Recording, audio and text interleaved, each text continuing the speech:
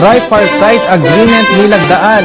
Pero ano nga ba ang tripartite agreement? Makakasama natin ng live si Elena Luna para sa kanyang kabuuang ulat. Elena? Maraming salamat, Kirby. Nakiisa si Pangulong Aquino sa good news na nakuha ngayong umaga ng mga teacher sa bansa. Naging saksi siya sa paglagda ng kasunduan na magbibigay ng karagdagang benepisyo sa mga aktibo at retiradong public school teachers.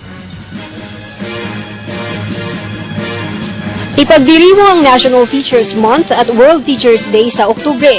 Higit na kahulugan ang ibinigay nito sa may 800,000 teachers ng bansa matapos saksihan ni Pangulong Aquino ang pagpirma ng Memorandum of Agreement ng Department of Education, Department of Budget and Management at GSIS.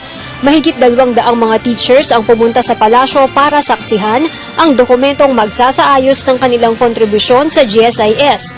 Mula July 1997 hanggang December 2010, hindi nakapag-remit ng kontribusyon ang DepEd sa GSIS. Sa tulong ng pinagtibay na MOA, maaayos na ang record ng mga teachers kasama na ang mga retiradong guro. Makukuha nila ang mga benepisyo gaya ng paglulon, tataas rin ang kanilang retirement benefits.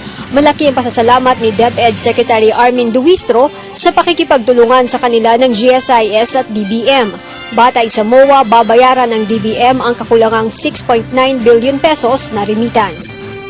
Today, the Aquino administration has made a decisive move to pay the entire government share of the premium deficiencies for more than 780,000 Department of Education employees, amounting to over 6 billion.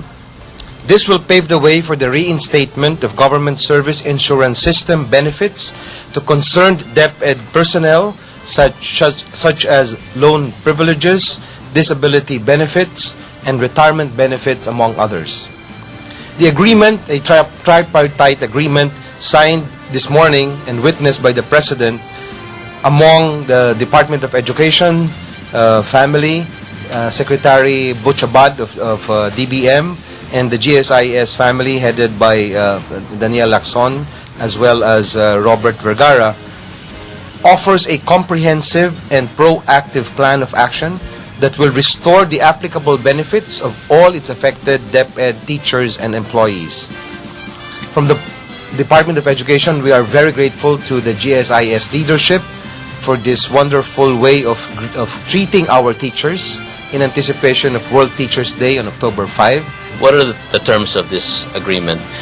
Essentially, what will happen is that DBM will settle the government share of premium arrears for all DepEd employees from the years 1997 to December 2010. The amounts that were determined roughly around 7 billion, and the idea is that very shortly from today there will be a down payment of 50% of this amount. The impact of this will be that active members whose eligibility for many of our assistance loans and eventually for their retirement will have these benefits potentially increased. Those who have already retired, we will recalculate what they are entitled to and refund to them any amounts that were deducted, as well as update their pensions to reflect the higher amounts that they'll be entitled to as a result of this payment. Sa MOA signing din kanina ay nagpaunlak si Pangulong Aquino ng picture taking kasama ang mga bisitang teachers. Hindi rin niya pinagdamot ang ilang autograph signing.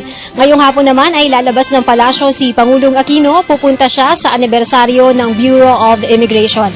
At yan ang balita mula dito sa Malacanang sa tulong ng RTVM. Ako si Elena Luna para sa Telebisyon ng Bayan. Maraming salamat, Elena Luna.